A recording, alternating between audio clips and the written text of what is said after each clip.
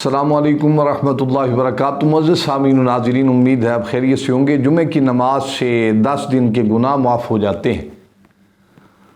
حضرت ابو ہریرہ رضی اللہ تعالی عنہ سے روایت ہے کہ آپ صلی اللہ علیہ وسلم نے ارشاد فرمایا، جس نے وضو کیا اور اچھی طرح سے کیا، پھر جمعہ کی نماز کے لیے آیا اور کان لگا کر خطبہ سنا اور خاموش رہا، تو اس کے اس جمعہ سے دوسرے جمعہ تک کے درمیانی مدت مزید 3 دن کے گناہ معاف کر دیے جاتے ہیں۔ اللہ اکبر! یہ کیا معاملات کیا ہیں؟ جیسا کہ نبی علیہ السلام نے فرمایا، صرف 7 دن نہیں، جمعے سے جمعہ تک نہیں، 3 دن اضافی۔ اور اگر ہم ہر نماز ادا کرتے ہوں تو کیا خوبصورت بات ہوگی۔ اگر ہم ہر جمعۃ المبارک کی ادائیگی سے، وقت پر پابندی سے ہم اللہ کے گھر میں جائیں، جمعۃ المبارک ادا کریں، خطبہ سنیں، کان لگا کر سنیں، خشوع و خضوع کے ساتھ سنیں، تو کیا اللہ تعالیٰ اچھی زندگی آپ کو عطا فرمائیں گے۔ اور فرمایا، جس نے کنکریوں سے کھیلا اس نے بیہودہ کام کیا۔ یہ آپ 2 چیزیں آپ نے سن لی ہیں۔ آگے فرمایا گیا ہے، فَأَحْسَنَ الْوُضُوء، اچھی طرح وضو کرے۔ یہاں نبی علیہ السلام کا ایک قول میں آپ کو بتاتا ہوں کہ امام الانبیاء صلی اللہ علیہ وآلہ وسلم، آپ نے امت محمدیہ کو کتنا بڑا تحفہ دیا ہے۔ جس اعضاء کو آپ دھوئیں گے وضو کے درمیان میں، آپ وضو کرتے ہیں، ہاتھ دھوتے ہیں، کلی کرتے ہیں، ناک میں پانی ڈالتے ہیں، چہرے کو دھوتے ہیں، اور پھر بازوؤں کو دھوتے ہیں، پھر مسح کرتے ہیں، کانوں کا مسح کرتے ہیں، گردن کا مسح کرتے ہیں، پاؤں دھوتے ہیں، تو آقا علیہ السلام نے تو یہ فرمایا ہوا ہے، جہاں جہاں وضو کا پانی گرتا جائے گا ویسے ویسے آپ کے گناہ جڑتے جائیں گے۔ تو یہ تو انسان کے لیے بہت بڑی خوشخبری ہے، اور اچھے سے وضو کرنا یہ تو مسلمان کی پہچان ہے۔ یہاں خضوع اور خضوع کے ساتھ، خشوع اور خضوع کے ساتھ انسان جب کوشش کرتا ہے اللہ کی عبادت کی تو کیا کہنے۔ ہمارے ہاں علماء کرام اور جو بچے پڑھتے ہیں اور چھوٹے چھوٹے بچے ہیں، چونکہ ہم تربیت نہیں کرتے، اس لیے یہ ساری زندگی کی کمیاں اور کوتاہیاں ہماری زندگی میں ہمیشہ کے لیے پائی جاتی ہیں۔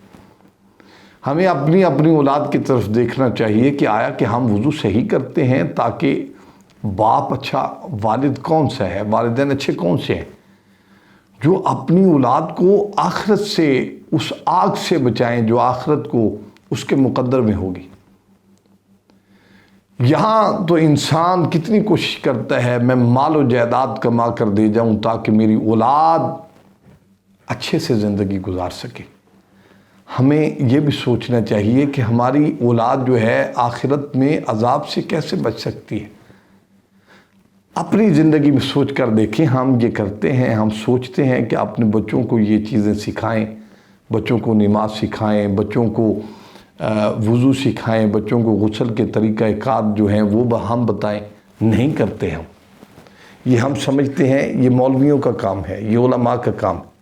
اور یہاں تو آج کل تو ایسے بدتمیز لوگ آ گئے ہیں جن کو حدیث پاک رسول اکرم رحمت عالم صلی اللہ علیہ وسلم کا ادب نہیں ہے، قرآن کا ادب نہیں ہے، دین مصطفیٰ صلی اللہ علیہ وسلم ایسے تو نہیں فرمایا تھا نبی علیہ السلام نے۔ آج کل تو جس کا جو جی چاہے کہہ دیتا ہے، سوشل میڈیا کا یہ دور ہے، اچھی بات تو آپ بھی نہیں پھیلاتے، بری چیز آ جائے، کوئی ناچتا ہو، گاتا ہو تو لوگ شیئرنگ کرتے ہیں، بہت شیئرنگ کرتے ہیں، لائک کرتے ہیں، فالو کرتے ہیں۔ اچھی بات کو کوئی نہیں کرتا۔ یہ جو اچھی باتیں ہم آپ کے ذہن نشین کرتے ہیں، آپ کو بتاتے ہیں، دراصل پھیلانی تو یہ باتیں چاہیے تھی۔ اور علماء کے خلاف زبان دراز ہونا یہ کتنا بڑا ہے، جن کے بارے میں نبی علیہ السلام نے فرمایا تھا، العلماء ورثۃ الانبیاء، علماء انبیاء کے وارث ہیں۔ اور میرے مصطفیٰ کریم صلی اللہ علیہ وآلہ وسلم نے فرمایا، جب انسان اس डगर पर चलता है कि इल्म सीखता है और दुनिया को सिखाने की कोशिश करता है। फिर नबी अलैहिस्सलाम ने फरमाया, जिसने आलिम को देखा उसने मैं मोहम्मद मुस्तफ़ा को देखा सल्लल्लाहु अलैहि वसल्लम। हम उनके ख़िलाफ़ क्या क्या करते हैं? क्यों? वो हमें दीन सिखाते हैं, वो हमें उल्टा जो रास्ता है उससे रोकते हैं, भलाई के रास्ते पर ले जाने की कोशिश करते हैं। हमें ज़रूर सोचना चाहिए इस पर, और कम अज़ कम आप कोशिश करें अच्छे तरीके से वुज़ू करें, अल्लाह की बारगाह अक़दस में झुकें। यकीनन आप वहाँ झुकेंगे, आपको कहीं झुकने की ज़रूरत महसूस नहीं होगी। अस्सलामु अलैकुम व रहमतुल्लाहि ताला व बरकातुहू।